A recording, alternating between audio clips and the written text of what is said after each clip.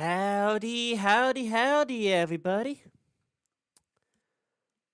Starting off a wee bit late, so sorry about that. How we doing? How things going? Let's start up music.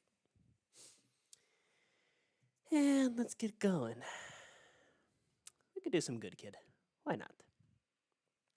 There we go. Good Kid. So, I was working on a new game, the game being Azul. So, just posted in the Discord that Mastermind has now been built and is ready to play. So, last stream we kind of planned out here's a small project, here's a big project, here's a small project, here's a medium, here's a big project, here's the project that's probably going to take me multiple years, here's the project that I don't know where to start, that kind of thing. So, yeah, Mastermind was one of the small projects, and it was in fact a small project. Probably could have gotten it done within one live stream. But, yeah. But also, it would have probably been a worse product as a result. So, anyways, here's Azul. Here's the board layout for Azul. And then I also have a, let's see.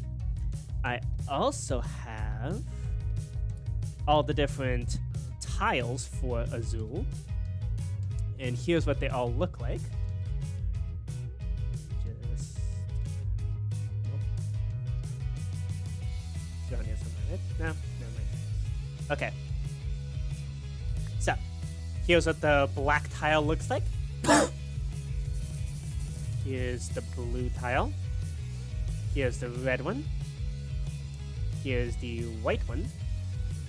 And here's the yellow one. So yeah, I figured since the original Azul, like all the tokens kind of look like this chiseled quartz, where like yeah, let me show you the rule book. Yeah, you got all these like fancy designs on all the things except for the red and blue for some reason.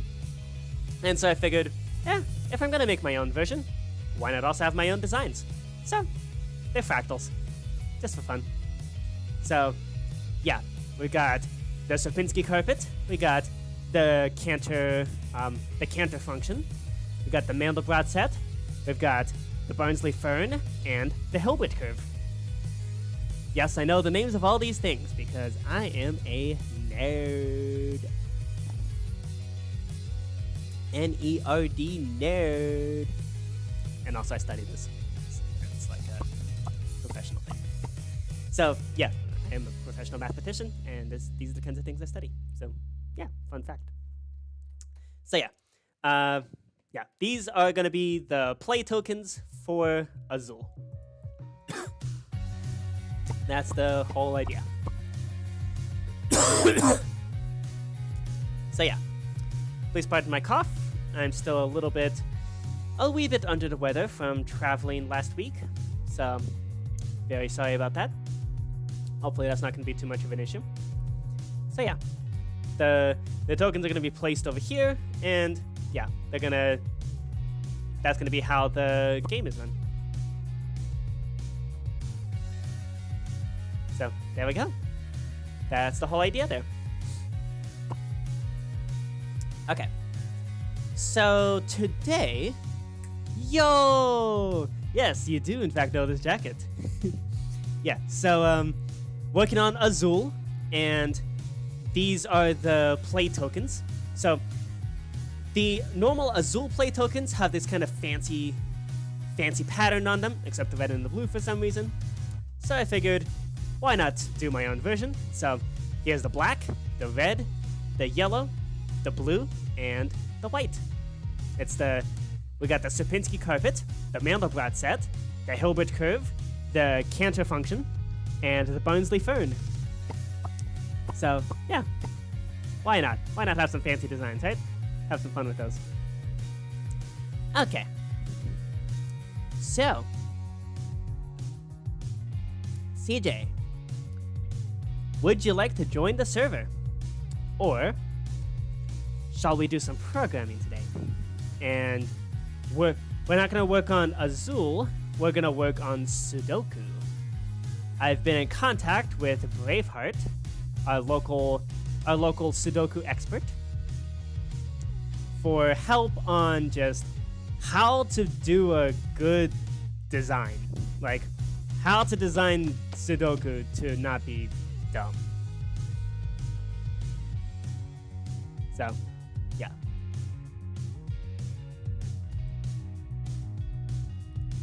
That depends on what you feel like doing. I'm good for whatever. I was thinking today we can maybe see if we can build the first level of Sudoku. And see if we can do that in a way that isn't dumb. That's the biggest problem. It's like all the previous things have just been dumb. So, CJ, what do you want to do? Do you want to play some games? Or would you like to listen to my soothing voice as I attempt to build some games?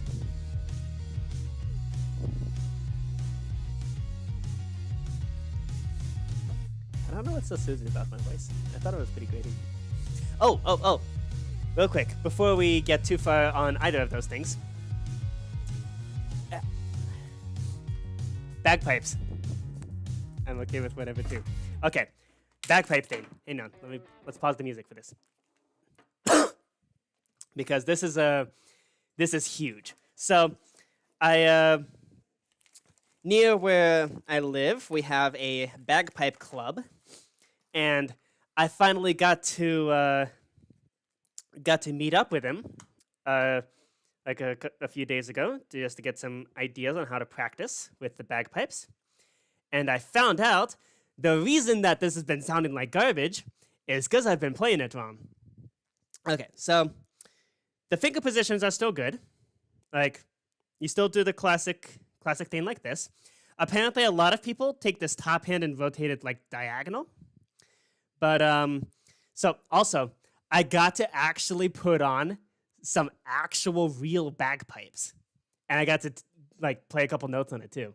It was deafening, but it was also so beautiful. Like, yeah, you know those like anime moments where like someone's playing the best music piece and they're like surrounded by rainbows and music notes. That's what that was like to play the actual bagpipes. It was so cool. So I may be purchasing a set sometime soon. Okay, but anyways, what that I learned is that this finger position is actually just fine for me because my fingers are big enough, my hand is big enough, my fingers are long enough. I can do this one. So, so previously, the bagpipes were sounding like this, right? Right? It sounds like garbage. Well, it turns out the reason is because I wasn't blowing hard enough. This is what it's supposed to sound like.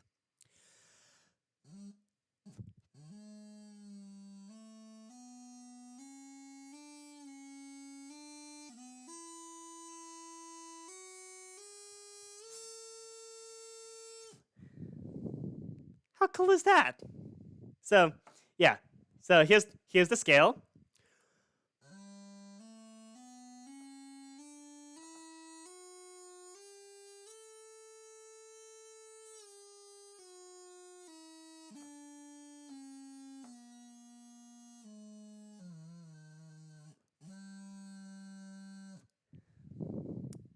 So, okay, that last note was slightly off, but still, that's what it's supposed to sound like. That's why it was sounding like garbage before. It was just sounding all weird and buzzy, and I just assumed that that's what it was supposed to sound like. But it's not at all. That's not at all what it's supposed to sound like. Who would have thunk? Hey, nice.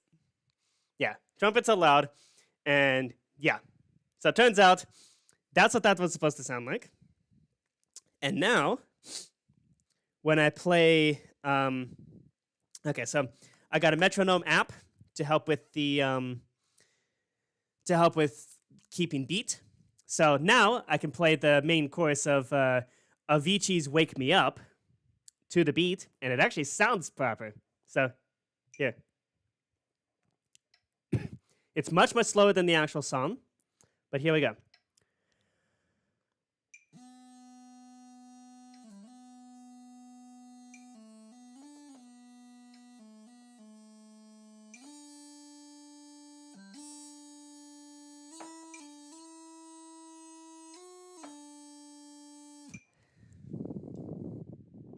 And if you speed that up, it sounds like Wake Me Up. Like, what the heck? So it turns out the issue was I wasn't being enough of a blowhard. Yo. Oh. Give me a C. Here's what a C sounds like. There you go. That's a C. So here's G. A. And the bagpipes are almost entirely based on A. So yeah, it's just this.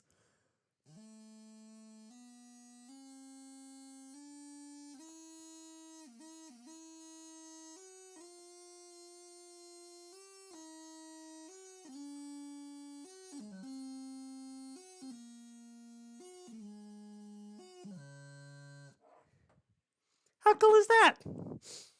Yeah, so the app I got is called just Pro Metronome. I don't know if y'all can see that. It's free, it's awesome.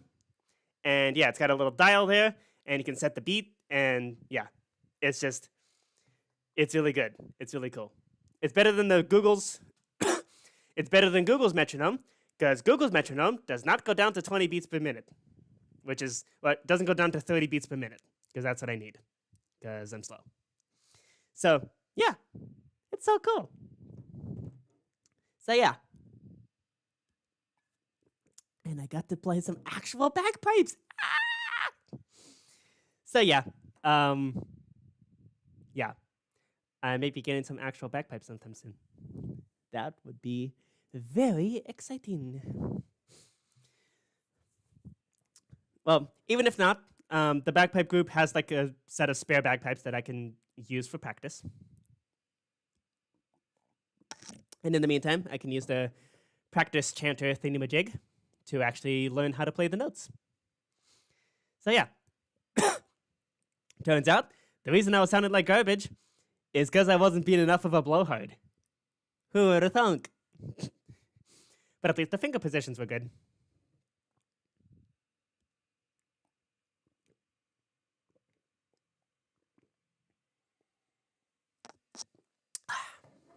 I love the tea. Okay. So, that's the bagpipe news. Let's see. What, okay, so in gaming news, Mastermind is here. It exists. It's a game. You know what? Let's play it. Why not? Rainbow Turtle. Yeah, let's hop on. Hop on and play some Mastermind.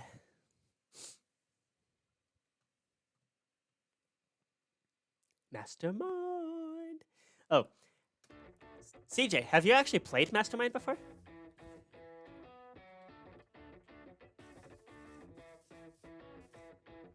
Oh, this hub house? Oh my gosh, I love it, love it, love it so much. This is so incredibly amazing and awesome. So, yeah. Yeah, this is so great. And yeah, built by CJ Purple Princess, designed by TransFoxBoy, the Gaming Christmas Countdown 2022. Oh gosh, that was 2022. Snow-Data 3.0. Well, yeah, this Snow-Tater. Oh, hang on. Data merge. Entity. You. Invulnerable. There we go. So now, as long as I'm in survival mode or adventure mode, he is immune. Which also means that if someone turns on floor is lava, this guy is never gonna die. So, yeah. So there we go. This Snow-Tater is immortal, as long as you're not in creative mode. Yes, we did not. Well, okay. If you're in creative mode, you can punch him, but that's gonna. You know what? Just to be extra safe. let's give this guy like 100 health. Okay. So this guy is a snow golem. And I want this guy to have, say, 1,000 health. There we go.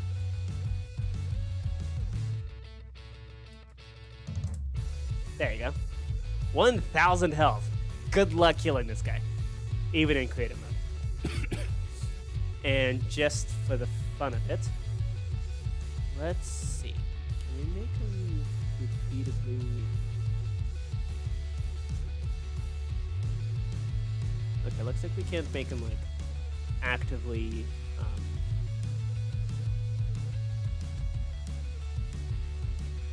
Can't make him regenerate, but that should be fine. Okay, there we go. So there we go. This guy's now invulnerable, can't be killed, except via /kill. So so the only way that we're gonna be able to kill Snow-Tater is the same way that we killed the first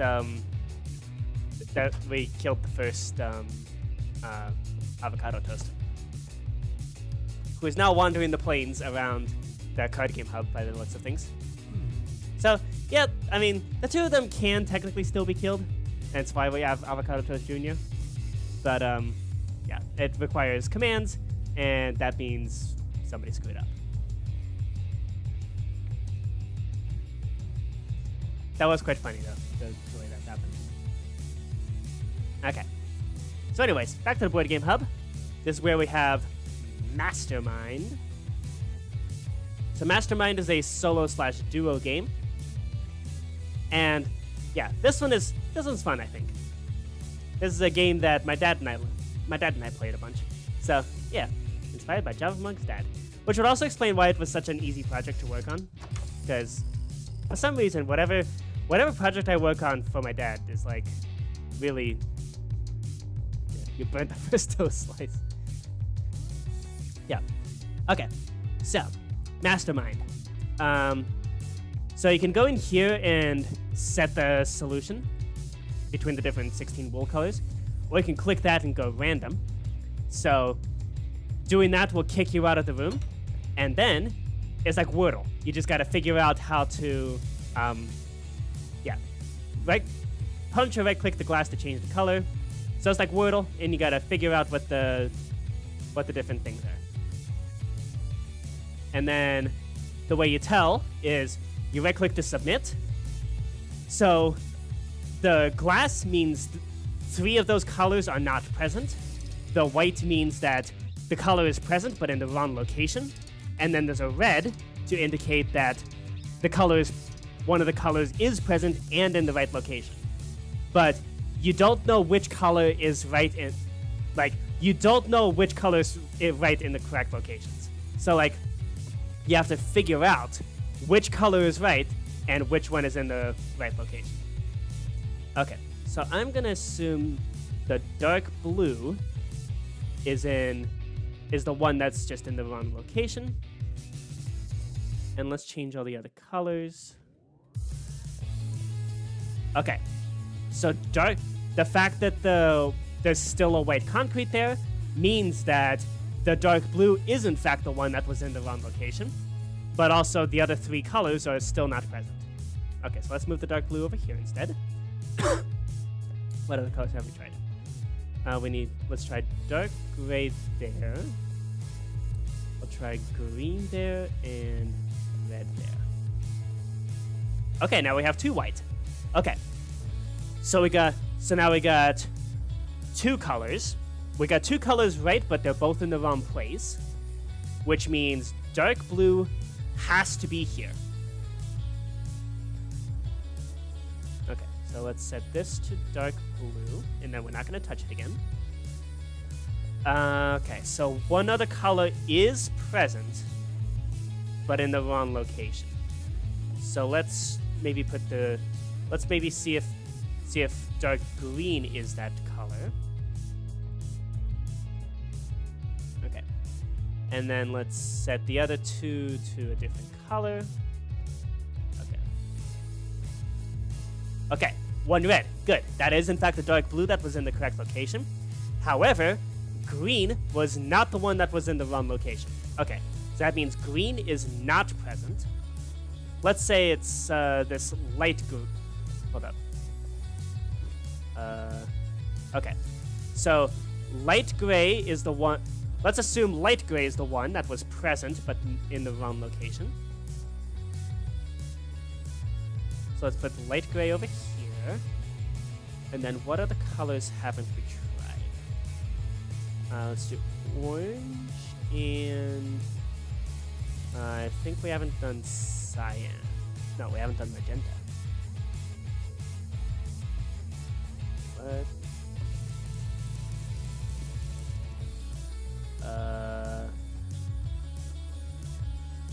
What? Hold up. We may have found a bug.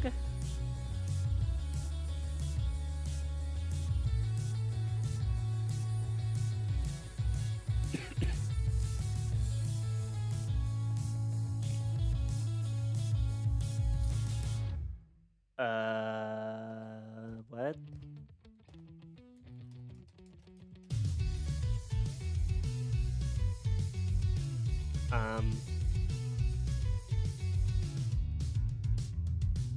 Let's see, I think it's display guesses?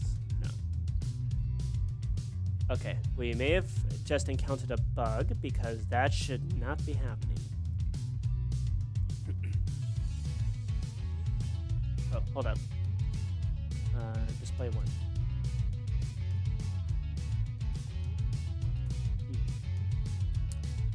That is very strange.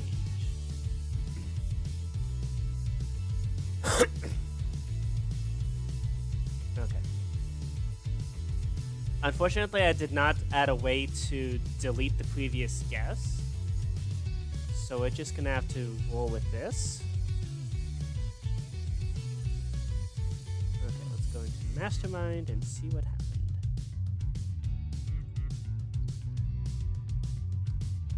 Let's see. Mastermind. What is your problem? Okay. Mastermind is such a, like, look at this. There's only 8 functions, which is pretty gnarly. Yeah, like, that's pretty cool. Okay, so submit guess. That has to be where things have gone wrong. I mean, there's not even a player registration system, because you don't need one. What a shock. Okay. So display results. Why are there? Oh, because you got the text later. Okay.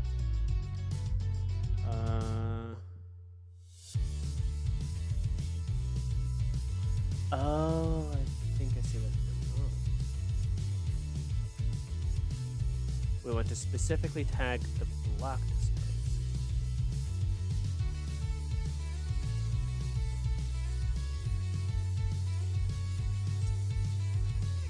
Okay. I think that's what things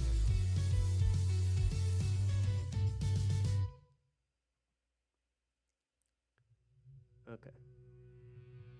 Wait, no, this is done before the text display gets done. That shouldn't be an issue.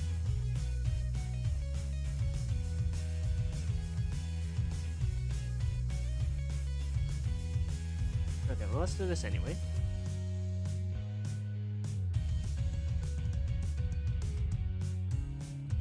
Okay.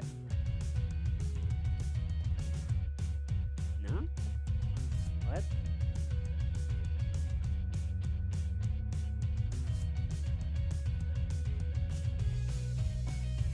I mean, logically, that's not possible.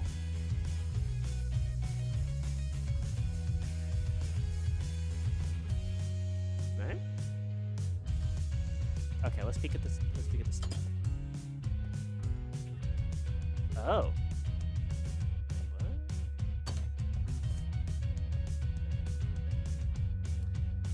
What? Oh. Interesting. Okay. Nothing's wrong with the code. I'm an idiot. That's what that means. Okay. Did I mention I was bad at these games? Okay, so in fact, it is not dark blue that was in the correct location. I just kept accidentally getting things right for the first 4 turns. Okay, you know what? Let's try it. Okay. Okay. Random puzzle.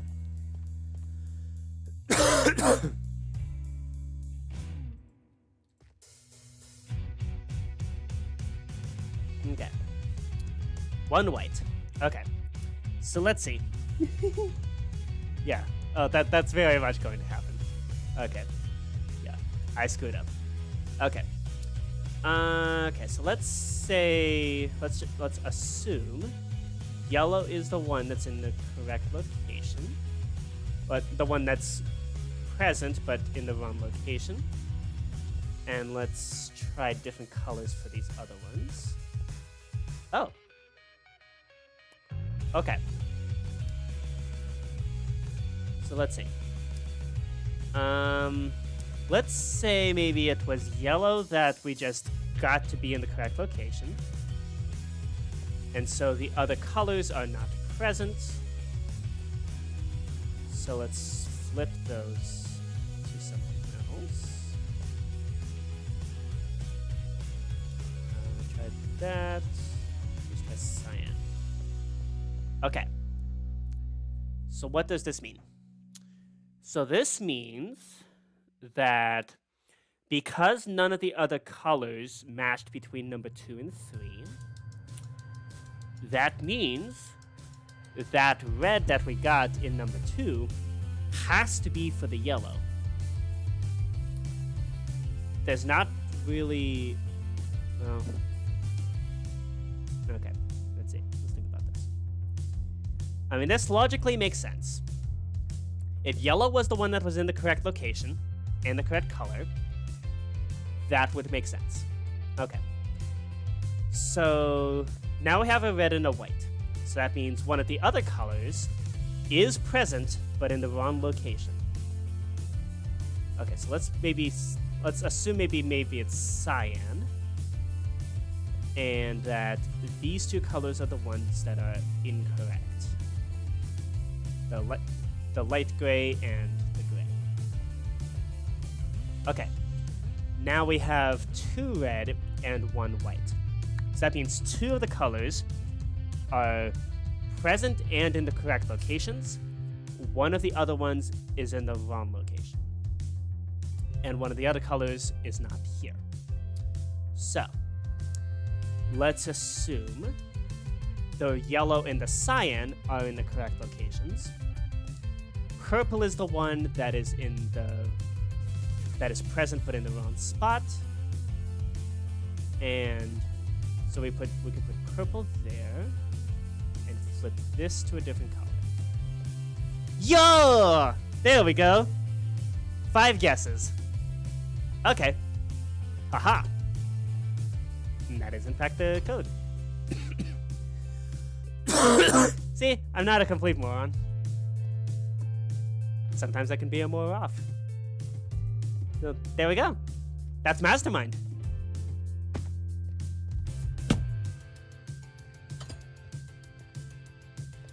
I'm not always a complete dum-dum. Okay. This is fun, actually. I'm gonna play again. I'm gonna get trashed by a computer again. Come on. Okay. Ooh. Right off the bat. Okay. Let's assume the orange is the one that's in the right position. So that means all the other colors are wrong.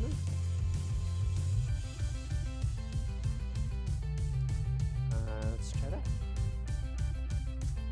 Okay. So it's definitely orange.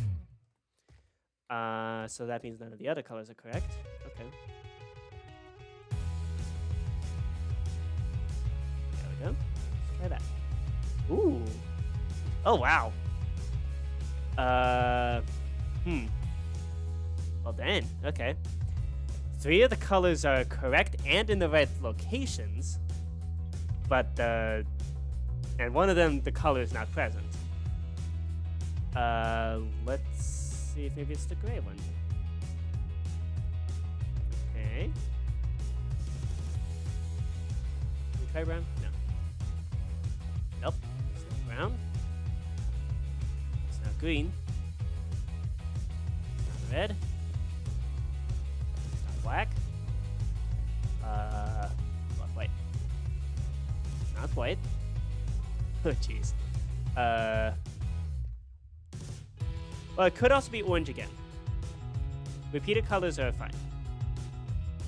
There we go. Yay! 10 guesses!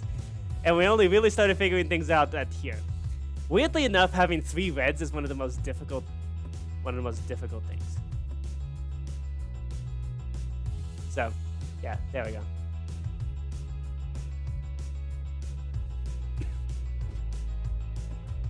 So yeah, that's Mastermind. And yeah, basically you can go in here and change the solution to whatever you, like.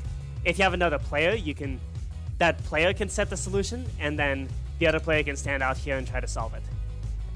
Which also means the player inside here can also just change the solution and kind of try to mess with the player inside here. I think that'd be kind of fun. Fun little prank you can do. So there we go. That's Mastermind. No players registering needed. None of that. You can just play around and watch people. How fun is that? So yeah, nice little puzzle game.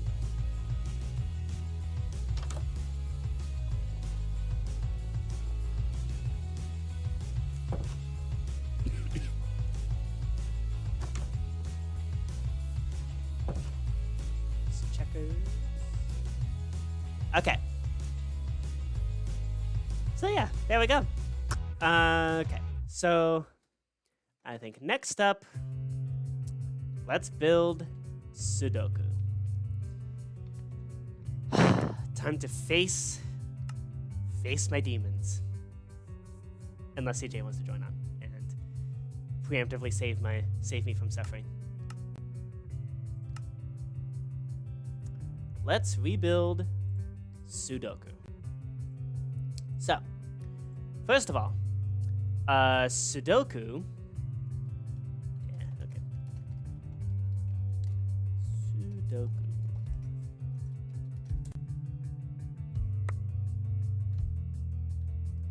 Okay, so this is good. We do want to be giving people the grid items. Oh my god. Ew. Why? Ew. Ew. No. Just no. No. Okay. Well, let's fix that now, shall we? Okay, so Sudoku 2.0. Let's see. Predicates. In dimension. Let's see. We got grid call, grid num. Let's call it grid num. Oh, okay. So that is actually for grid number. Okay. Because we have different grids going on in grid call. Okay. Let's see what kind of nonsense we got going on here. Okay, so first off, no. And we're not dealing with this right now. Okay. So this is the spawning area. That's fine. Difficulty. Okay, so this is nonsense. This is bad and dumb and stupid. Okay. Yeah, this is incorrect. Difficulty does not have anything to do with number of things kept. That's a misconception, and it is not true.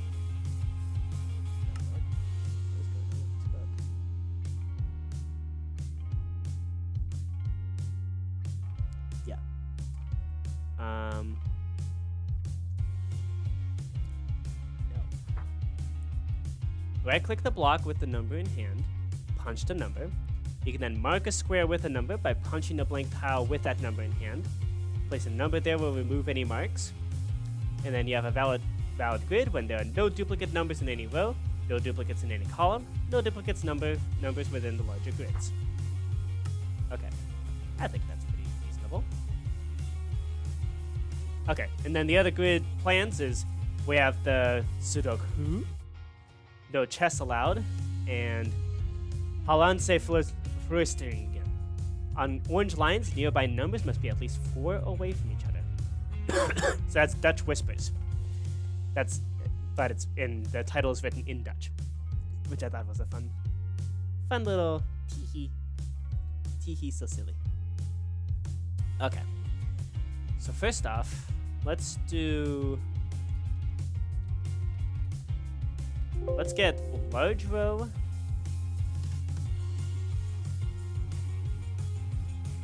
Let's get a large row and a large column, just so that we don't have to worry about that stuff. So we have a large column. Okay. There we go, and there we go. Check it out, my 2026 predictions. One of them literally, JavaMonk adds Sudoku to the tabletop gaming hub. Oh, that's fun. The prediction that I'm gonna actually try to get back to Sudoku and do the thing. Okay, so we're gonna introduce grid large row and grid large column. Okay, and number. We're also going to add a line ID. This is how we're going to do the whispers. We're going to have line ID and line position. So, yeah. Let's reload. And let's activate Sudoku, activate game. Okay, so how are we going to do this? Let's see. Okay, so first of all, these are item displays, right?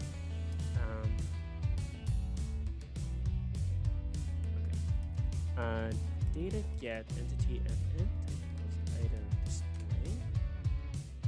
Okay, Sudoku larger grid. Right. So when we're placing the grid,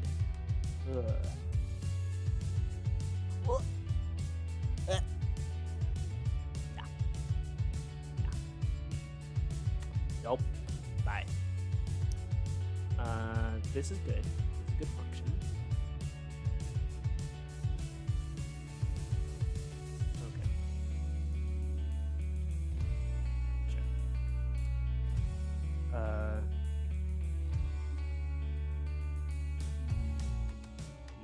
Okay. Okay, let's see what kind of nonsense is going on over here. Because it does matter. No. Okay. So this is interaction stuff.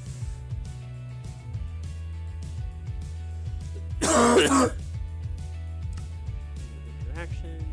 Let's add to this.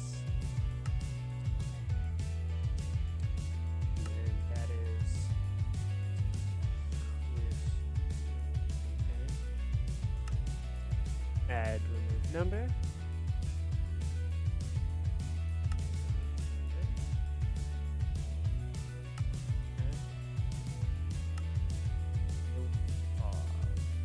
Right, so that is dumb. What are you? You're good. Okay. Okay. What are you? Yeah, that's mine. Okay. What are you? Dumb. Okay. What are you? An idiot sandwich. Okay, bye. We don't need idiot sandwiches around here. Okay. Let's now as part of placing the grid, do we have... So I do still have the old data pack around here. We're going to use it very sparingly, and only for like really technical details. Do we place the grid at the same time that we... Okay. Place elements. Okay, we do in fact place the larger grid. Okay. Okay, so this is good to have. So we are going to do the same kind of thing that we did with mini golf. We're going to have these laid out like this. Good one. We do want a place elements function. Okay. Okay. Although I think I do want to kill off those things. Scores equals you grid number equals 1. In fact,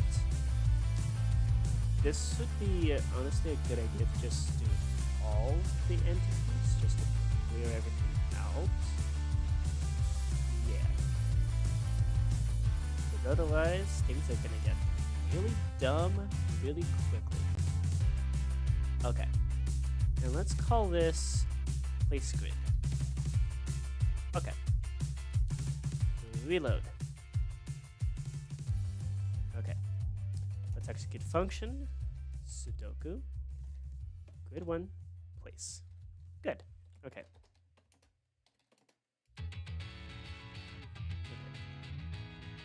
Cool. And okay. Just because I don't want to be dealing with this nonsense. Okay, there we go. There should only... Okay, if I run it again, there should only be 1. There should only be 9. Good, okay. Okay. Excellent. Now, how do we place the grid? We do it that way. Okay. And that's the same thing I do with mini golf. So that's... What are you doing? No. Well, that's why that's so messed up. Oh my gosh. No. No. No. What are you doing? Okay. Right, so this code is good.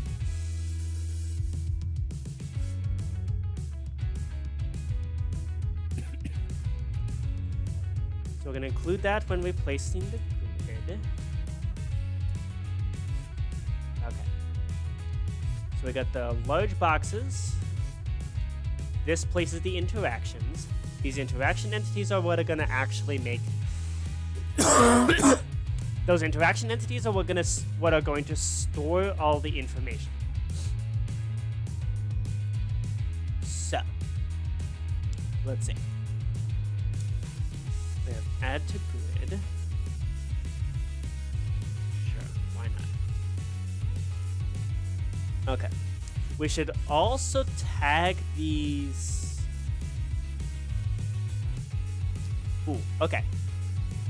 This will be something that we do for later, but just so that things aren't too terribly boring. Let's place this in, and then we're going to... The first attempt was just that repulsive. Yes, it was. That is an accurate description. The first attempt was repulsive. When I was first showing the first attempt to Braveheart, like, I could just hear the disappointment in his voice. It was bad. It was so bad. And I'm so sorry. I feel really bad for Braveheart. So that's one of the reasons I'm rebuilding. The other reason is just because it's also kind of as a point of pride. Like, really? I got bested by Sudoku. I mean, we can still have the meme that, like, I built 5D chess with multiverse time travel before finishing Sudoku properly. Like, 5D chess was easier to build than Sudoku. That can still be a meme. I'm fine with that. But in order for the meme to work, there needs to be a Sudoku. Hence this. Okay. What is this? No. I guess? Okay. Okay, so more recently I started incorporating this into the action, into like, I started incorporating it into chess, and it seems to work really well. Give me battleship / grid / 1. And that is, okay, so, okay. So we can do it like chess. So these are the rows. This will be row 1. This is row 1. Now the question is this actually programmed to be row 1?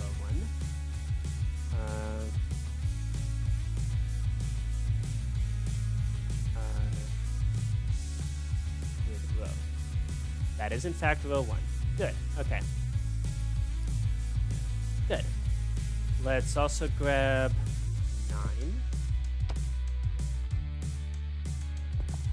Okay, there we go. And this is in fact row 9. Okay. Yes. Okay. Now, is this actually column 1? 1. Okay, excellent. In that case, we're going to label those with letters. Yeah, no, like a sane person. That's how all the other games with this kind of system does it. So that's how we're gonna do it. Okay.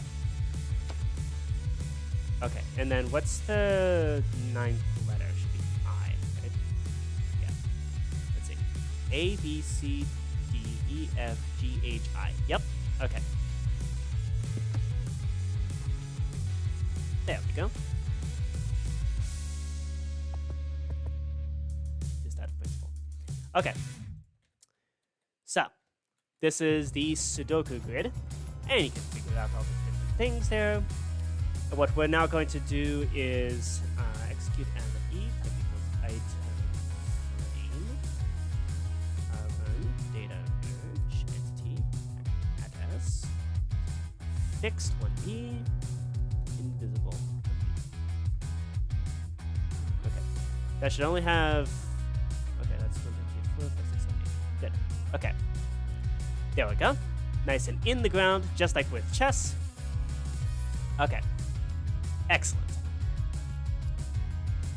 So, next up, something that I want to see if I can do is the Dutch whispers. I know we're kind of getting ahead of ourselves with that, but I really want to see if I can get it to work. Because this is going to really make or break whether or not Dutch whispers is actually going to work. Okay. Line displays. That makes it. Okay. Oh, and so first off, we're going to need a new predicate. This predicate is going to be matched to line ID. That's the whole point of a line ID system. So we're replacing grid number with line ID. And we also want one for match the line position. And here we replace line ID with line pos, because it's a position. Okay. So, if this works, this is going to be huge. I did call it line pos. Okay, excellent. So, here's how we're going to do this. So first off, this is going to execute as the interaction where you currently are. And what we wanted to do is spit out particles in the direction of next highest number with matching line ID. The next highest line position with the matching line ID.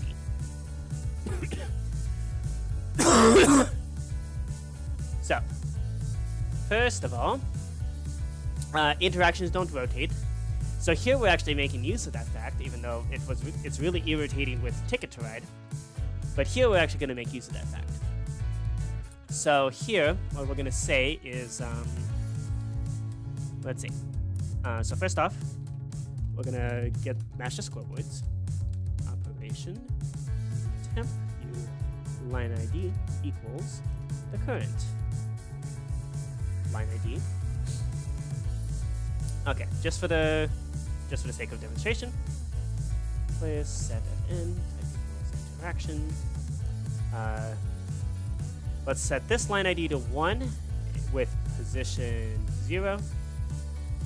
We're gonna set this to line ID 1, position 1, and we're gonna have this be line ID 1 with position 2, and then over here we're gonna place line ID 2, position 0, and line ID 2, position 1.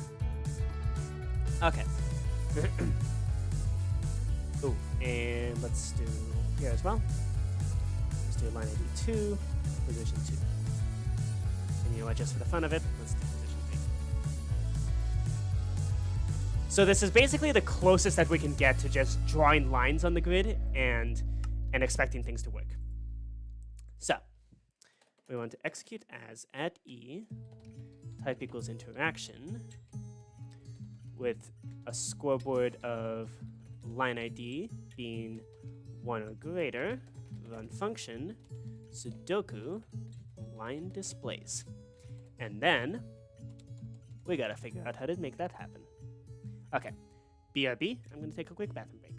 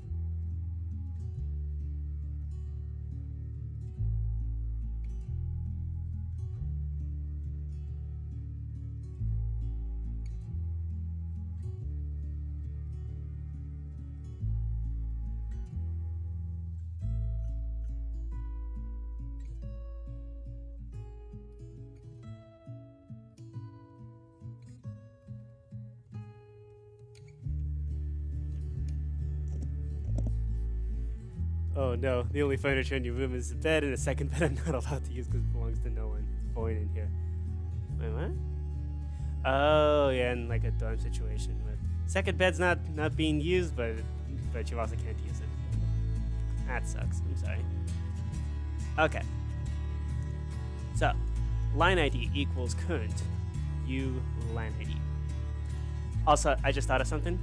If ever there's a live stream where we play Ku and Sudoku in the same stream, I'm gonna call the stream Sudo, like this. Sudoku. Get it? Cause Sudoku. In fact, in this stream, if we want to play Ku, then we'll call this stream Sudoku. Anyways, so what we want, So we want to copy the line ID and also the position, because that matters. We're then going to do scoreboard players add utemp u line position 1. Okay. And then we're then going to do a TP at S to the current position. Let's get add at S run. Facing entity at E. Predicate equals Sudoku in dimension. Tag equals add to. Type equals interaction. Predicate equals Sudoku match line ID. Predicate equals Sudoku match line position. And there should only be one of those, so limit equals 1. Okay.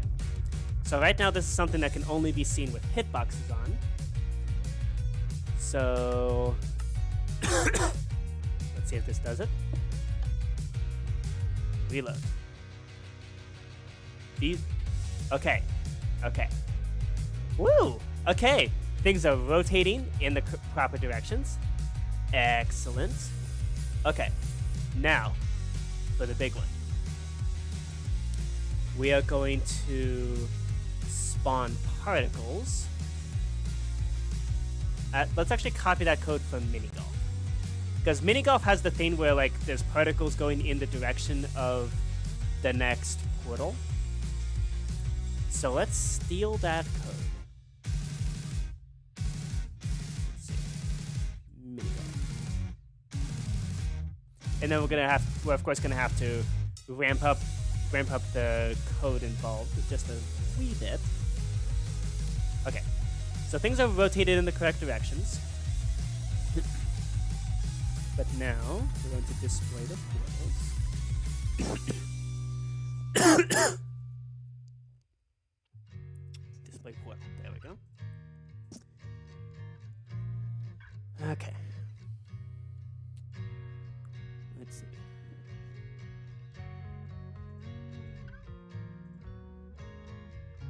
Those are commented out.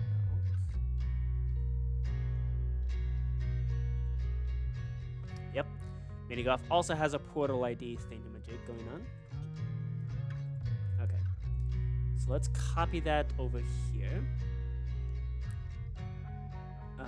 Oh, right.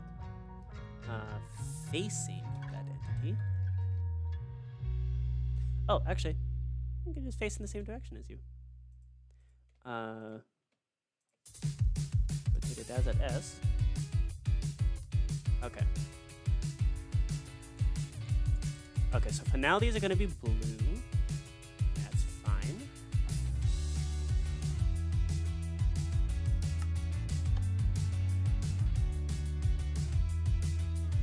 Okay. That's not quite enough. Okay.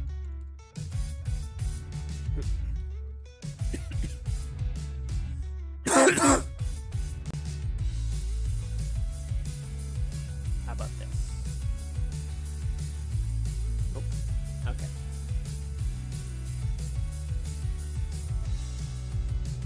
How about this? What are those? What do those? Flash particle. Dust. Delta X. So those are specifies the size to spawn particles in centered on the position.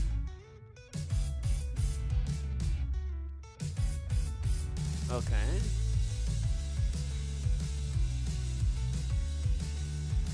Huh.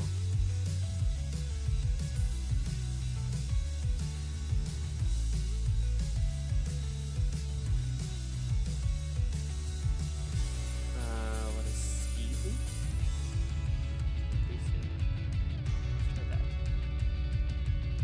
Okay.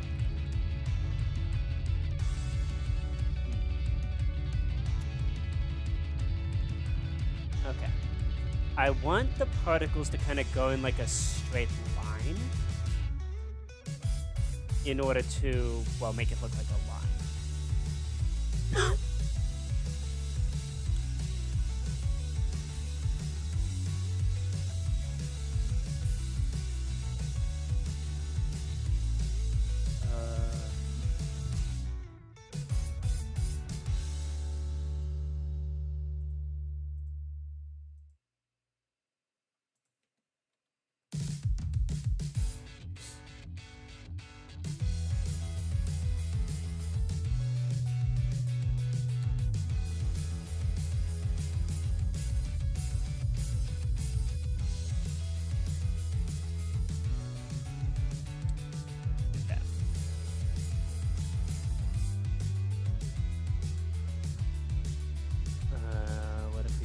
Particles bigger.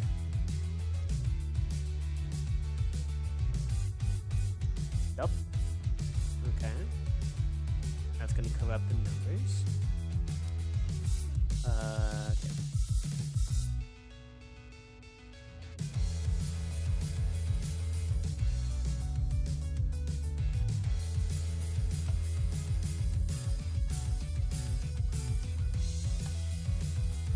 Okay.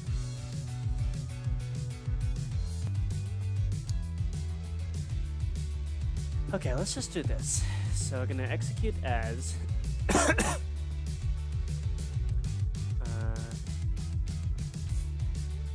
each interaction with line ID greater than 1. This is probably gonna be easier to adjust. Okay. So we have speed, we have position, delta. What if we did this?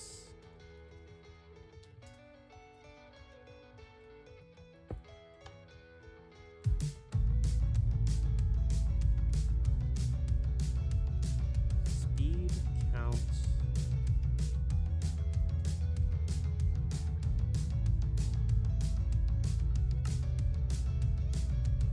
Okay, that's way too far.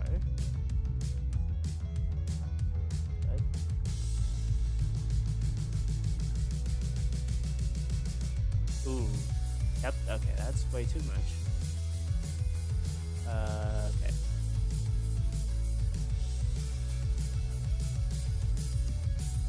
Delta.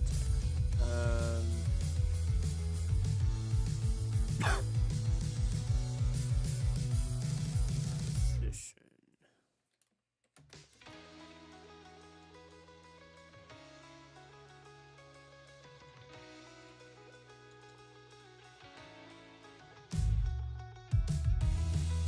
Forward.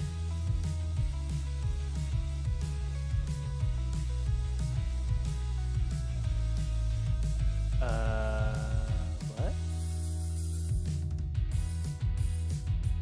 Okay. I think that's an improvement. Can we rotate that?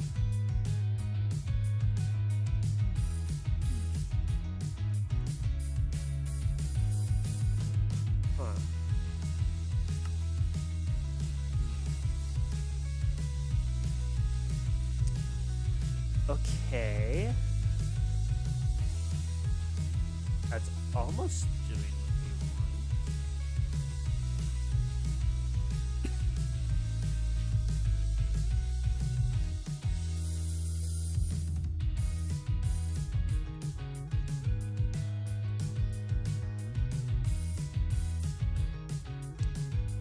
Okay. That's almost doing what we wanted to do.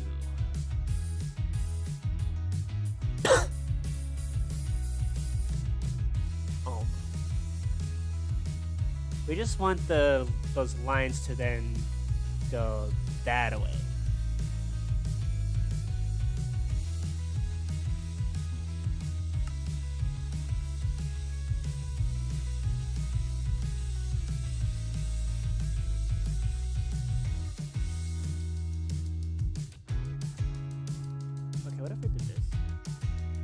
that moves it to the singular position.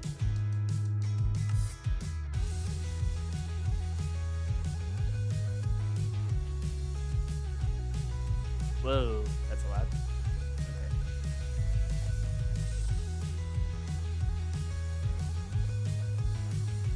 Okay.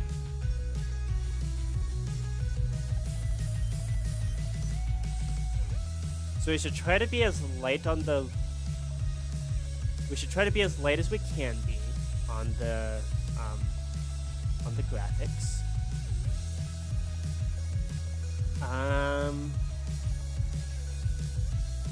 What if we just... Oh crap. Okay.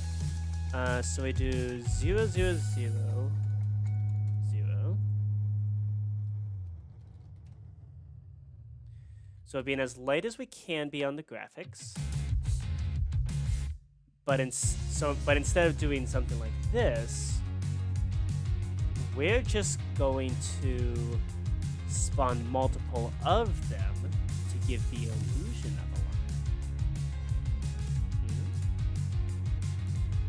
line. Perhaps. Perchance.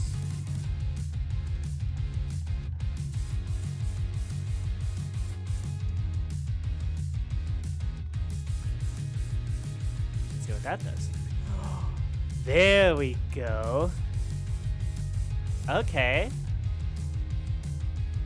So the only problem is that diagonals don't connect. Which, do we accept that that's going to be the case? Okay, so first of all, we should do...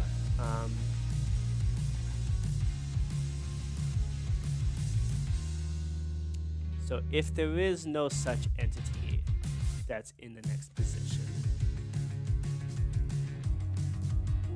then it shouldn't do anything. There we go. Yeah. Okay. So the only issue is that diagonals don't connect.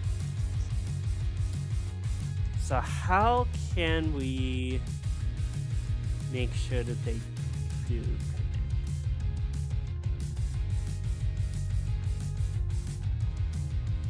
See, this is where if we were working with hexagons, things would be much easier. But we're not dealing with hexagons. I remember I ran into a similar issue with mini golf, where whenever you're moving diagonally, it always, like, you're off by a square root of 2. Why? Well, it's because, let's think like Pythagorean theorem. So the issue is like, yes, I'm pulling out the whiteboard. So like, you have one block over, and you have one block over.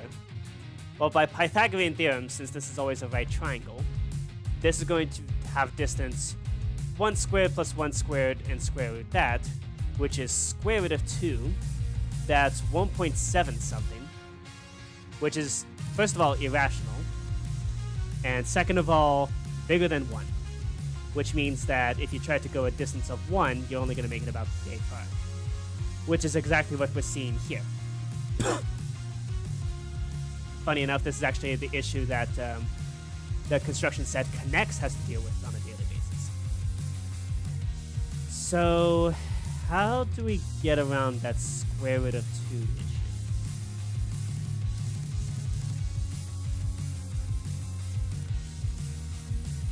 Because my worry is that if we...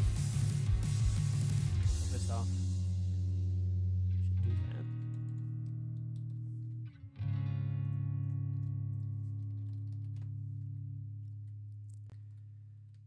Right, so... Oh, it's almost connected, actually. I wonder if we can get away with just going a little bit farther.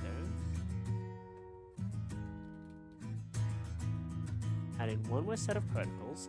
Oh! Okay, so then it connects over there. It has a little bit of line weirdness over here at these kind of places where it turns.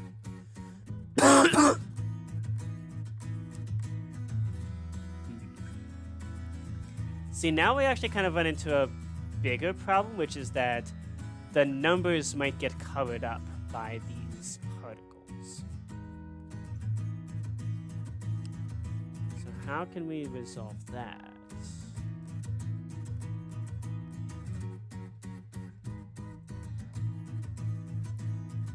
Let's see if maybe lowering them into the ground might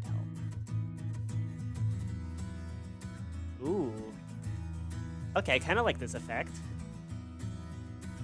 Oh, this is really good, actually. I like this. Because it shows that there are, in fact, lines here.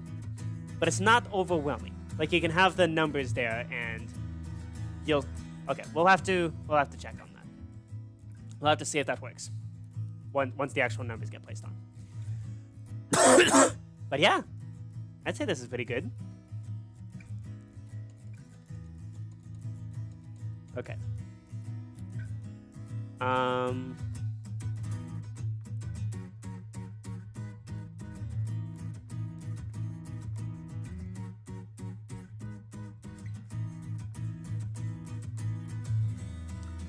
Okay, now here's a question. Could we potentially make a, like, either rotate between colors or do random colors without going crazy?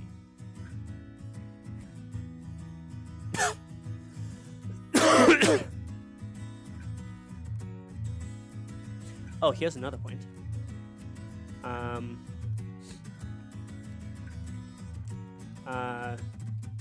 Because we're gonna have a thermo case with the whole point is that it's supposed to look like a thermometer. So if we're tagged as thermo, let's see if we can.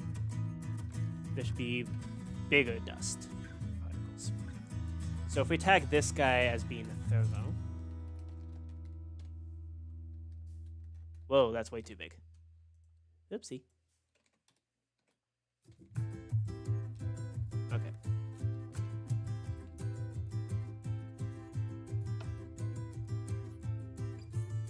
Let's clear out all those particles.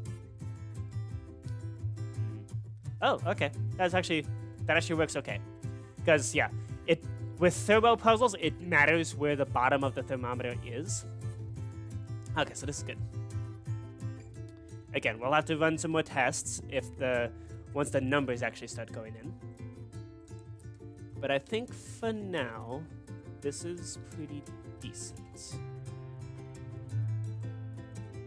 Yeah, even lowering it down like this works pretty well.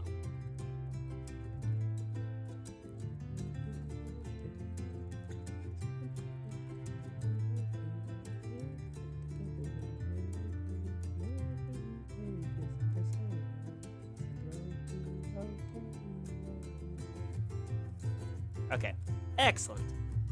There we go. We even have thermometers. Yay! Okay, sweet. So I think this can now go up here at the top of the stack as a display thing that's always active. Okay. Beautiful. Okay. So this makes that process much easier. This makes the lines thing, at least display, makes it easier. Okay. Beautiful.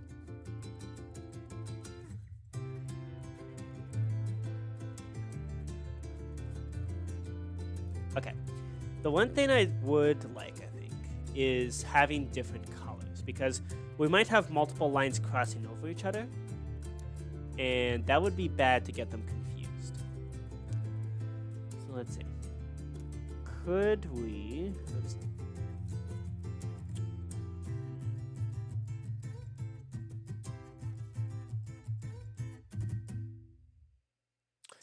Ooh. Here's an idea. Because these color things are numbers between 0 and 1,000. So, what if what if we pass in some storage?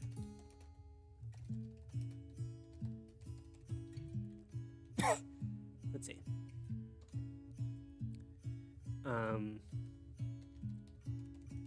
We have random color. And then when we place the grid, we decide on some colors.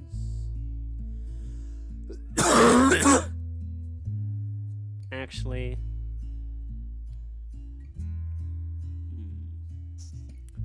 what's a smart way to do this? Because having global storage is going to get really messy really quickly.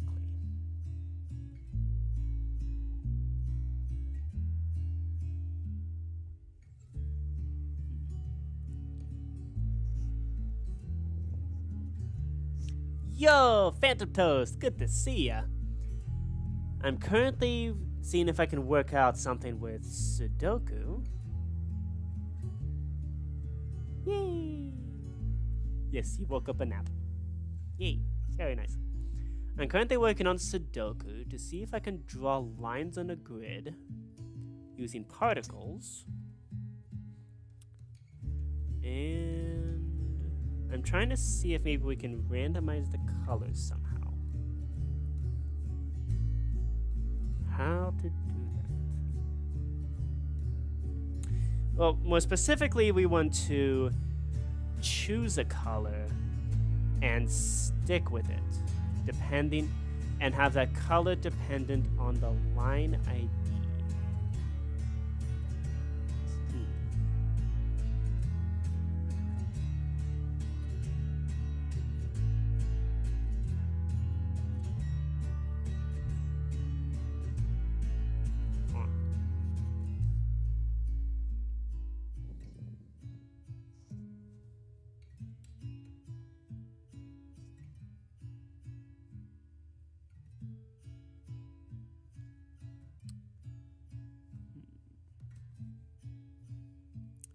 Okay, so the problem is you also can't index to lists when you pass into a function. Learned that the hard way. So we can't do just straight up lists.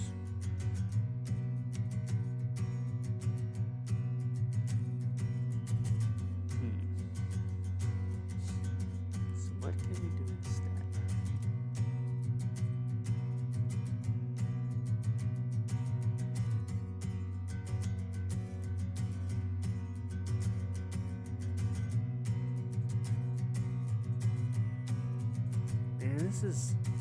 This is annoying because I want to be able to do different colors, but also I don't want to have to specify every single color.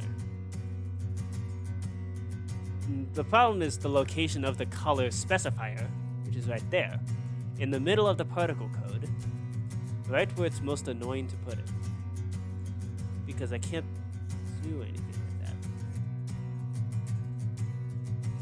Like, the only way to change these numbers is to pass an argument into a function. But then the question becomes, well, what do I pass in?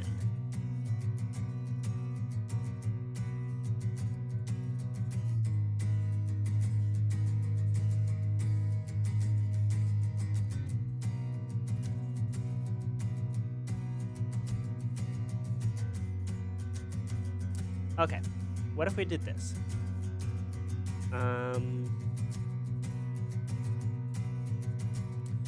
When we start the game, we immediately specify some colors. So we're going to do data storage. We are going to pass in storage. Data modify storage. Sudoku colors. We're going to introduce colors, append, value, let's do 1.000, 0.000, 0.000. Okay, so what would happen if we got storage that? Okay, colors.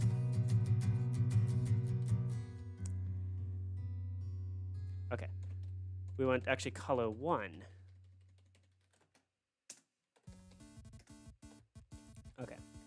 And let's do data remove storage colors. Because we can't pass in an index, but we can do this.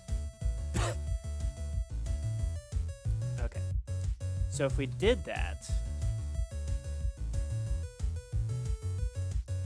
this is creating some storage, and then we're then going to pass in this function with storage Sudoku colors.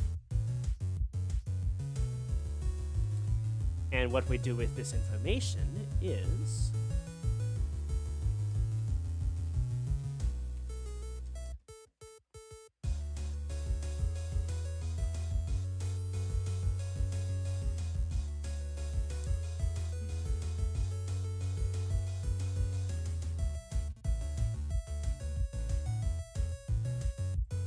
okay, so first off, the question is, will this actually work? Will this accomplish what we're trying to do? Let's see.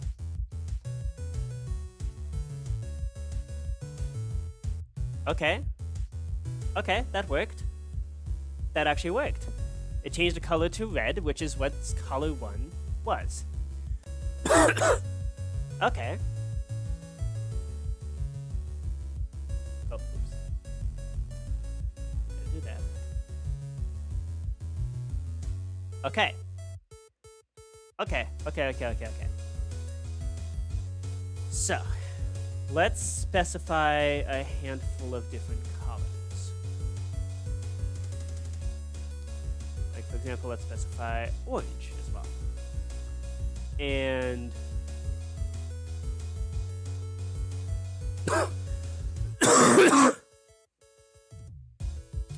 oh, what if we did this? Okay. What if we did, in fact, do colors append value,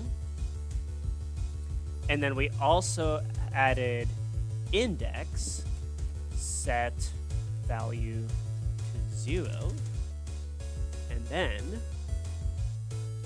we did colors index. I have no idea if this is going to work. So you know what? Let's give it a shot.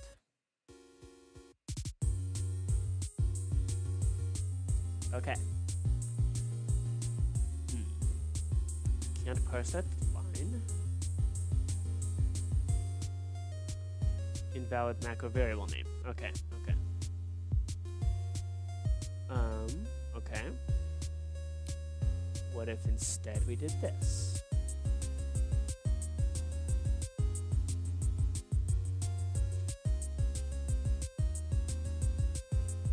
Okay.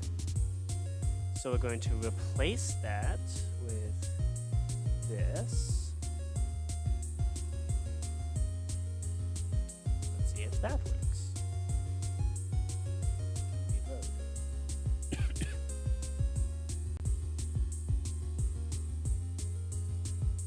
Okay.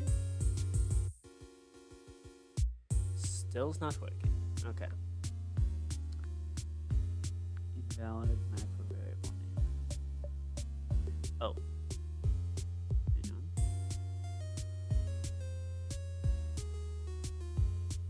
Okay, let's clear the logs.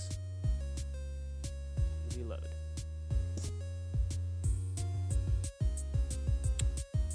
Right.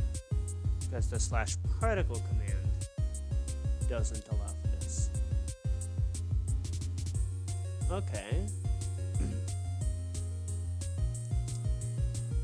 So what can be done about that?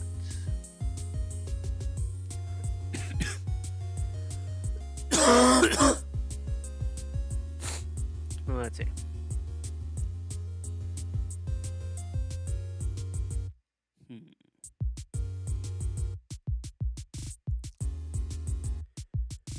Well, okay, so what that means is we're not going to be able to do any kind of fancy maneuvering.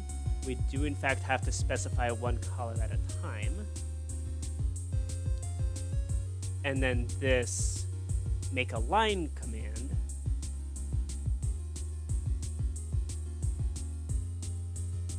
oh, you know what could be done?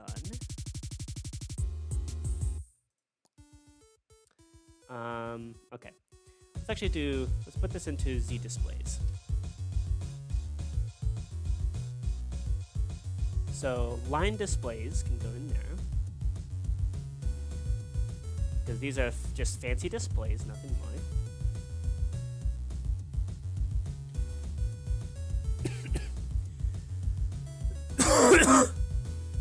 So we do that. And then in here, we also put draw a line. That empty function.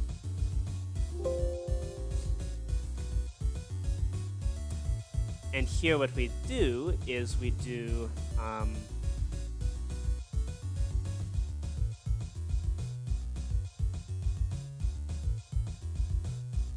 okay, so first off, what we can do is we can still store everything in a list like this, but what we do with that list, so let's say we had two things in our list. Okay, so get storage colors gets the index, and then what we do with that information is we then do data modify storage Sudoku colors this color. Okay, so let's make this command work properly. Modify storage Sudoku colors this color set from storage Sudoku colors 0. Okay, and what does that do? It takes things out of a list. Okay, good.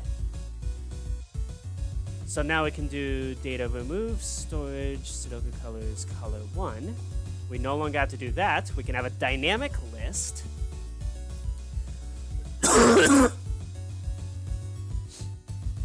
And what we can do with that is pass in the index, at which point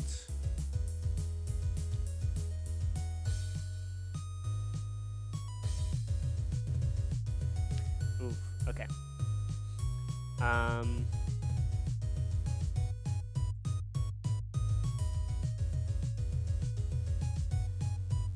Okay. So first off, let's do this. So we do that. And this is the thing where we include the index. And then we do, how do we change the index though? I guess I can do execute store result, storage, Sudoku colors, index as an integer, scaled by 1. When scoreboard players get at S, you line ID.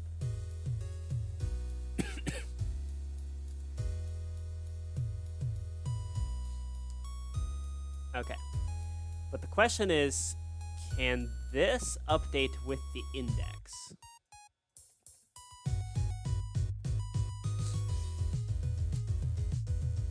Actually, let's see if this works.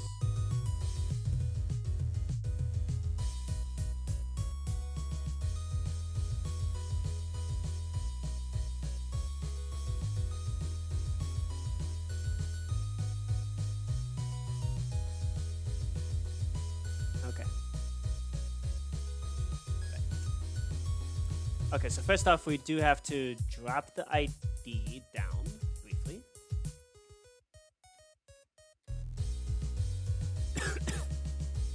Uline ID 1. And add it back.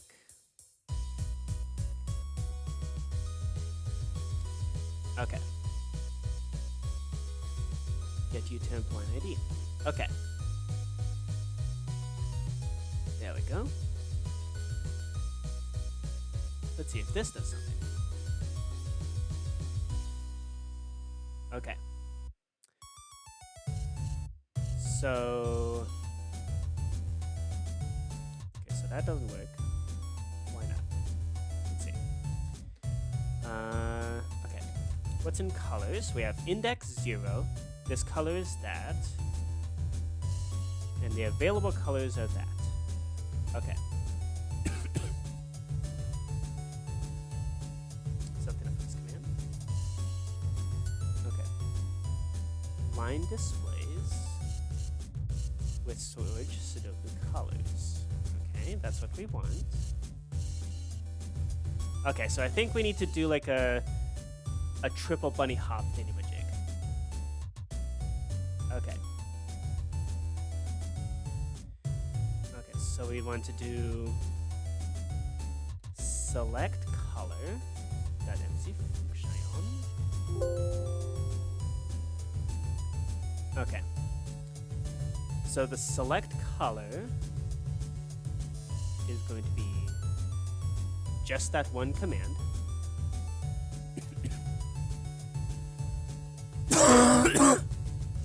And then inside there, we then gotta do function Sudoku z displays draw line with storage Sudoku colors.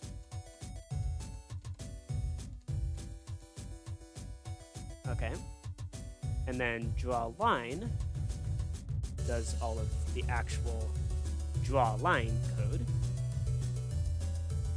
Does all the actual drawing of the line. All the at s and as at s is going to get preserved in the process. But then we've got to delete this. So then we do function Sudoku z displays select color with storage Sudoku colors. Okay. And that's what this thing did.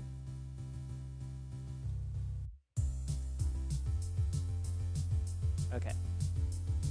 So stores in the index, sticks it into here. After we go, aha, set this color to whatever the thing with that index, and then draw the line with that. With that. And then drawing the line goes, oh, this line? Okay. So this color? Okay. Let's see if that works. This is the ultimate test.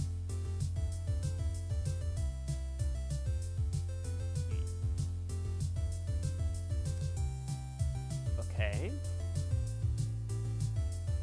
Let's check that those functions actually exist.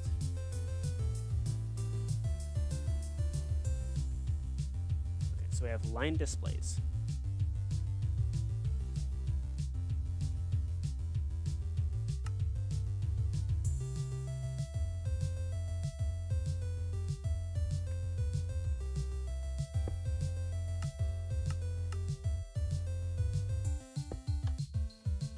Okay, so this passes in storage Sudoku colors. What's currently there? That. Okay.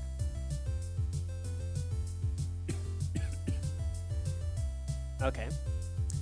So for each line display, what is it going to do? It grabs the... Okay, let's turn this off real quick. Let's focus on an individual thing. So this thing we know is a start of a line. So we're going to tag you.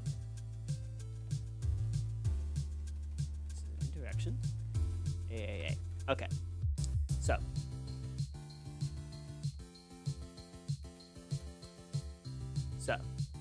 grab the line ID. Line ID is set to 0. Wait, what?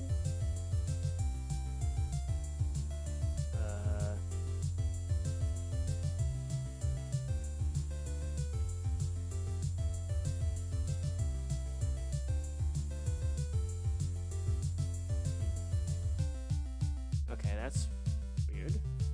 Oh, because it's supposed to start over here.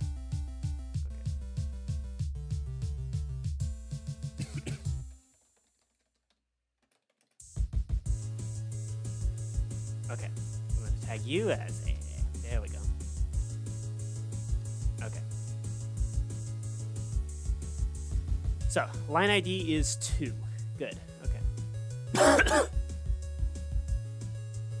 Let's now store line position, which is 0. Okay. We then want to add 1 to line position. Okay. And this test should fail, which is correct. Okay, good. Rotates, good. Okay. So now we drop that down 1. We're going to store data get storage Sudoku colors index. Okay, so line ID is treated as being 1 because we want to access list element 1, or delete list element 2. Okay, at which point it does with storage Sudoku colors. Okay, so now let us select the color.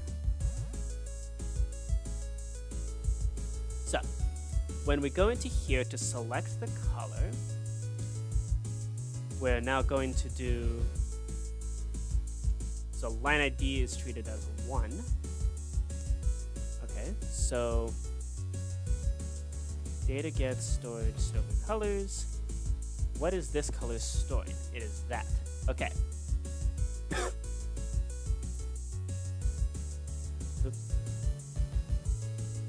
So then the displays draw a line with that storage. Okay. So we want to do execute as at e tag equals a run function. Ah.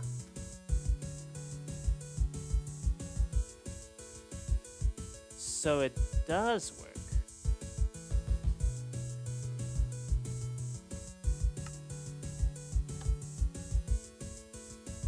Okay. Okay.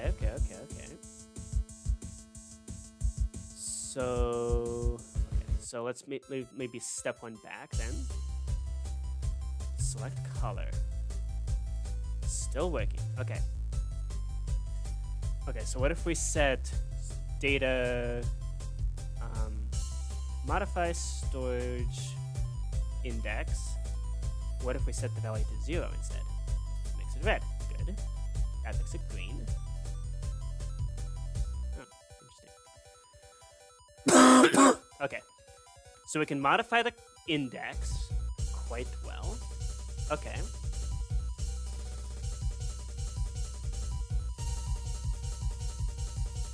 So this should do the thing. Select color. This storage Sudoku colors.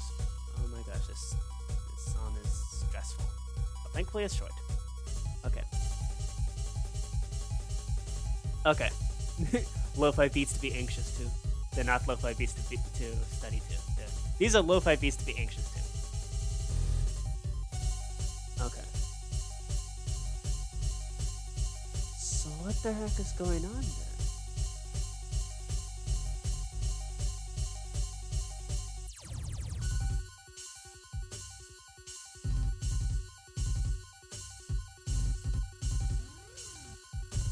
Okay. So what if instead we did line displays? That's where it breaks. Why?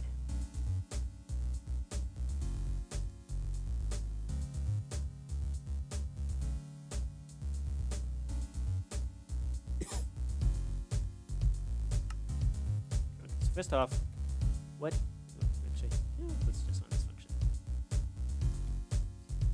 2 line IDs. Okay. Still 2. Let's get data get storage index. Storing 2. Why are you storing 2? That's incorrect. You know what? Let's just not mess with this off by 1 nonsense. Data modify storage colors insert into 0 value blank. Okay. So we have blank, that, and that. There we go. Happy now? The index matches the line ID. Well, what do you want? Okay.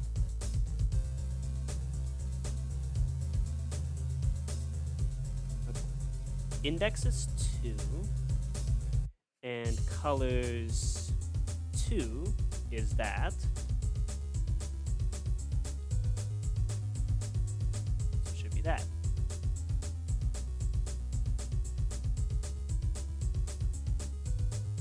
So why are you not doing the thing?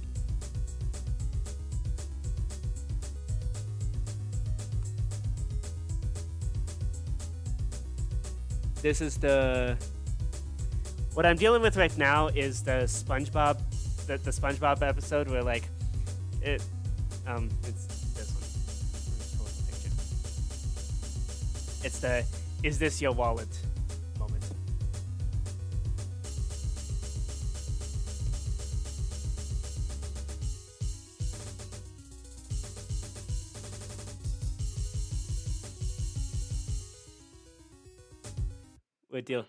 We're dealing with this. Aren't you Patrick Star? Yep. And this is your ID. Yep.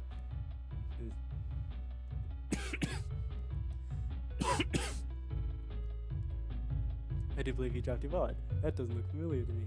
What? I just saw you drop it. Here. Nope, it's not mine. Yup. And this is your ID. Yup. You found this ID in your wallet. If that's the case, it must be your wallet. That makes sense to me. Then take it. It's not my wallet. That's exactly what's going on here.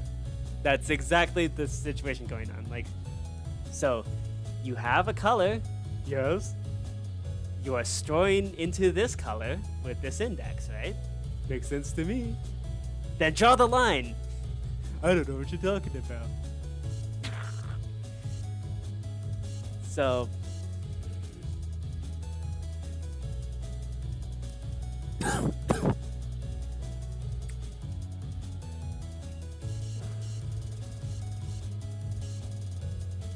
okay.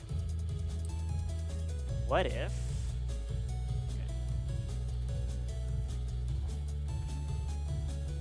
What if we did this instead?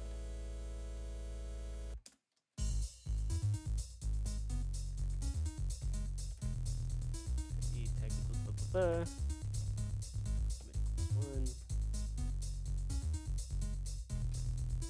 1. Okay. That is line ID 1. So.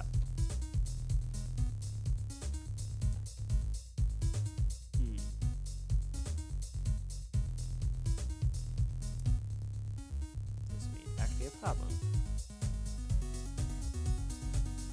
Why are you still doing that?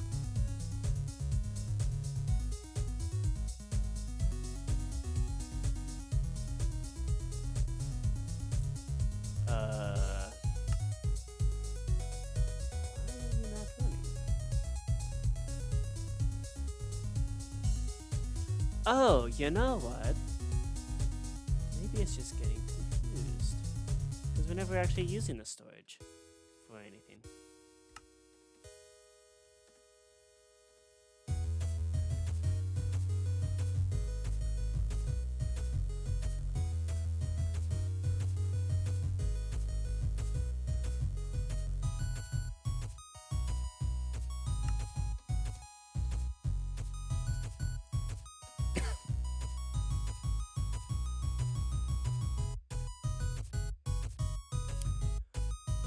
Why are you not working? Because you're tagged 3Bs. So presumably, you know what your tag does. You know what your line ID is. Why are you not storing that line ID? Excuse me. What?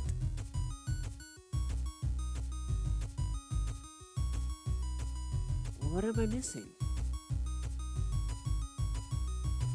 I'm clearly missing something.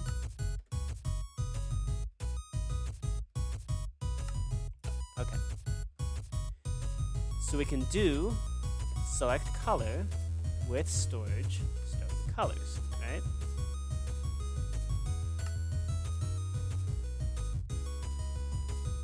Okay. Now,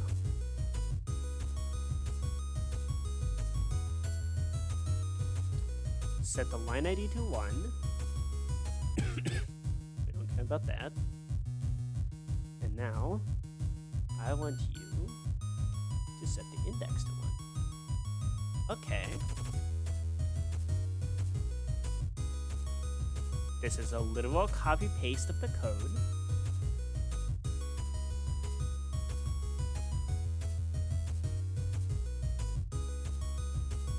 Need to move it up here.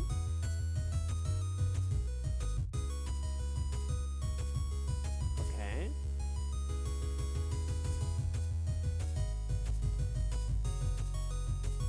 Why? Why? Why do you not... What is wrong with you? Why do you not see that? Do you not see the... That's your index. Do you not see that? Index. Int 1. Right there.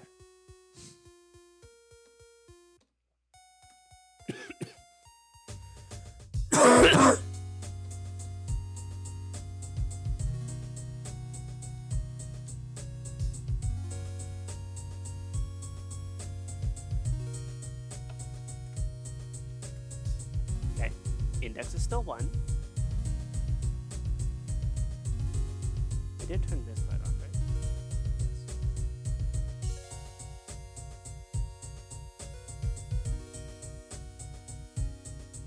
Why are you not working? Why are you stupid?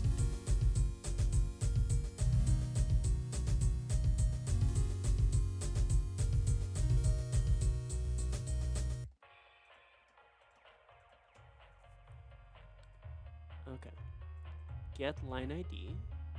Okay. Execute that function. Select color with Sudoku colors. And this function works just fine. Right? Yes.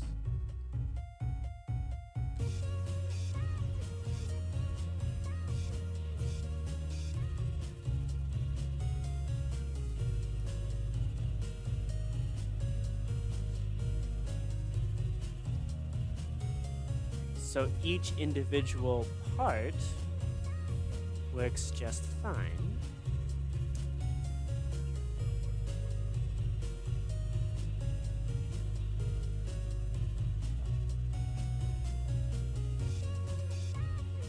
And then this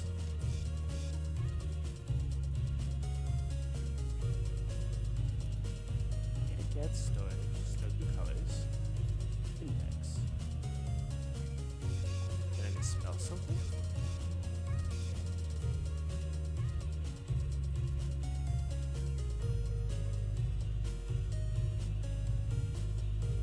And I literally am copy pasting that code. Okay, but what if we did AAA instead? That's got the ID 2.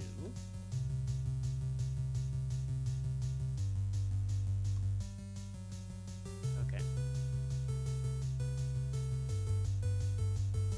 Sets the line ID to 2. Okay.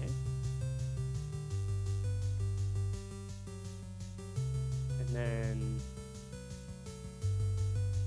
sets the index to 2. So why does that not work when it's in a function?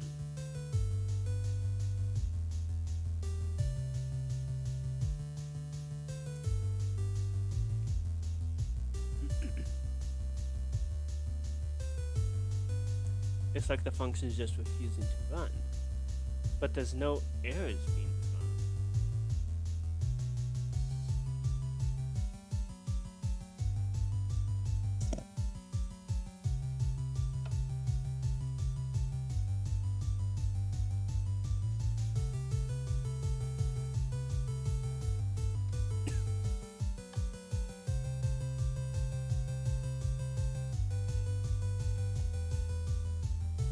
Are there any errors? No. It's just refusing to comprehend this. But why? I've done this before. This has worked just fine. Why you no working?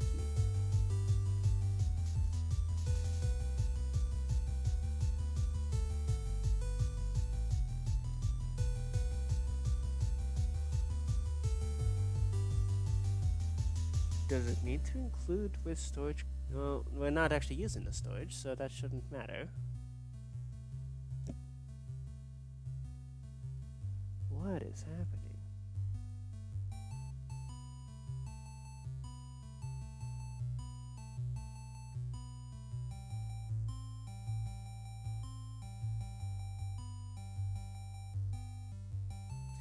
Okay, what if we just included this one function?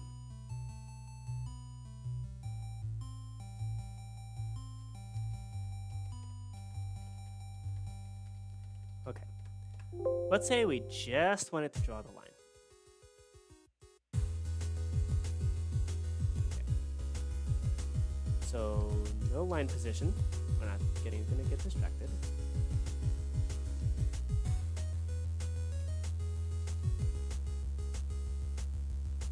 Okay. I just want you to draw the line.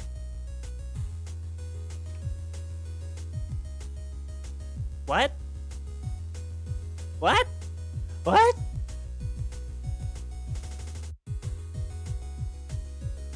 Excuse me, what?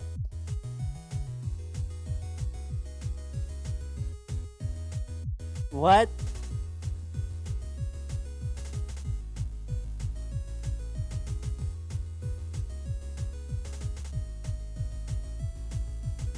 What?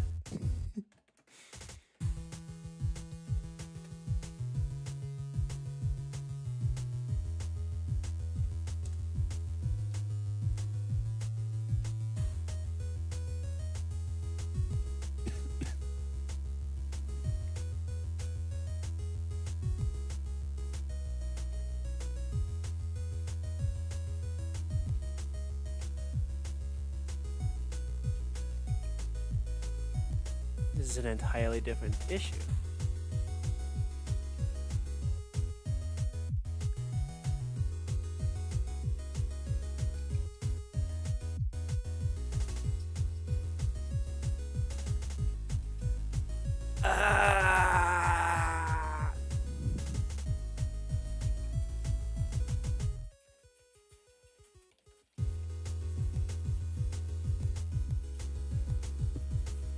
Is that really the only issue?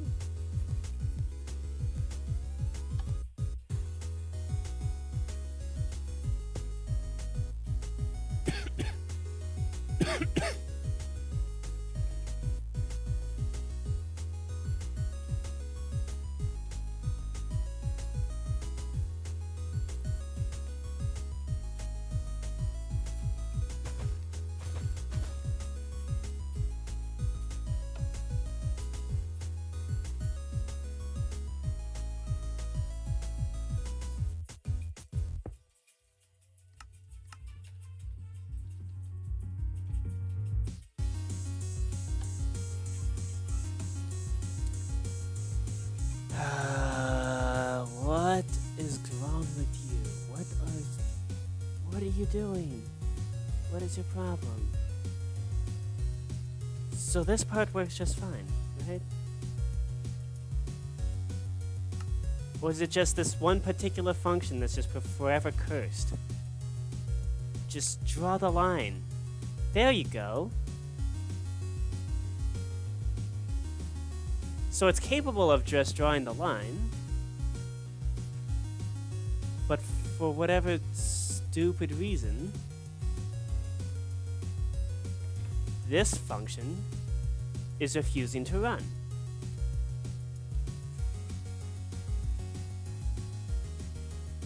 This shouldn't impact anything. Why are you being stupid?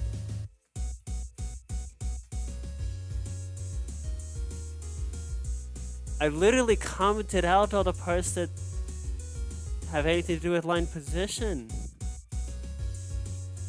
What are you doing?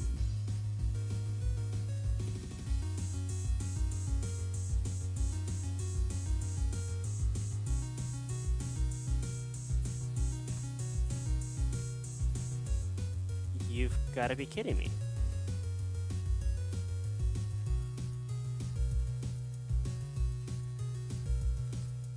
What is going on?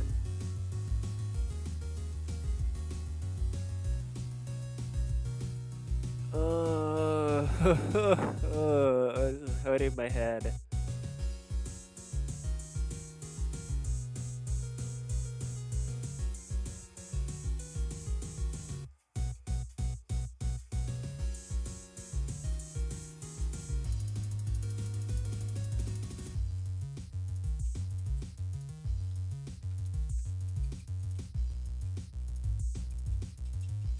Okay. Is the issue the name of line displays? That would be very stupid. Okay. That works fine. Okay.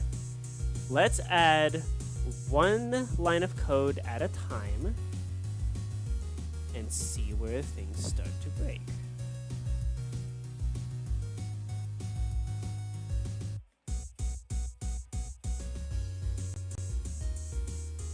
Okay, these are comments. Good, okay. That shouldn't change anything. Okay. How about now? Good. How about now?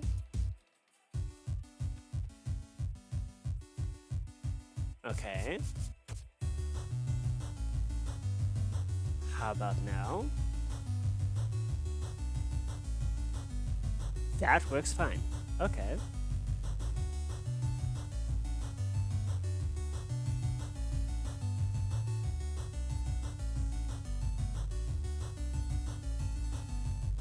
How about now?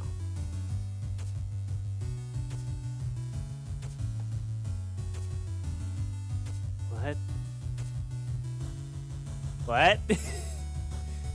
This just is the code again. This just is the code again! I literally retyped up. I don't know what's going on.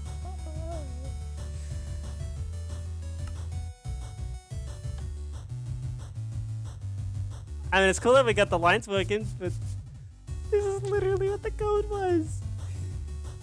That's literally... that is literally... line for line, what the code was.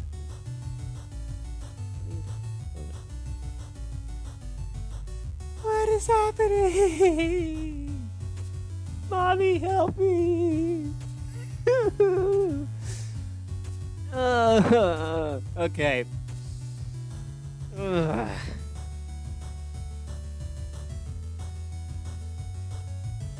I mean, this is cool. We now basically have a drawing program. We have the ability to draw on the grid. So that's cool, I guess. 0, 1, 2, 3. We can call this a... That's enough.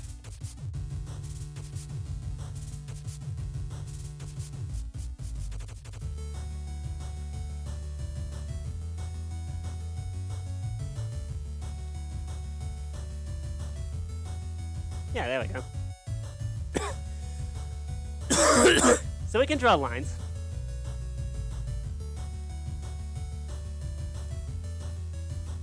We can even tag this guy as a thermo.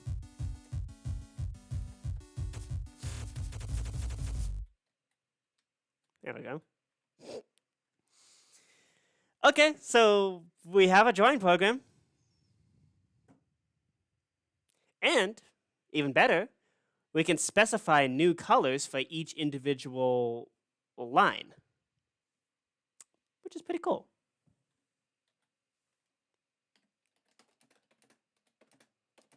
Okay.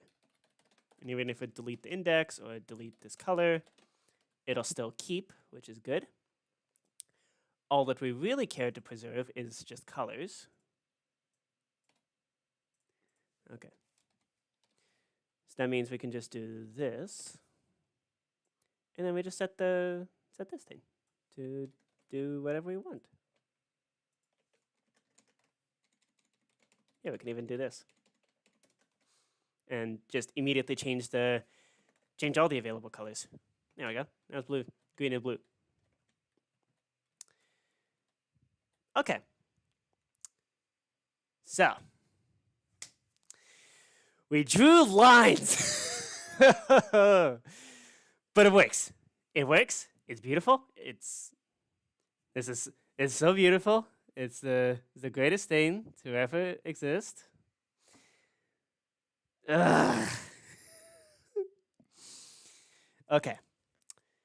So Sudoku is going to be an uphill battle, if that's any indication of anything.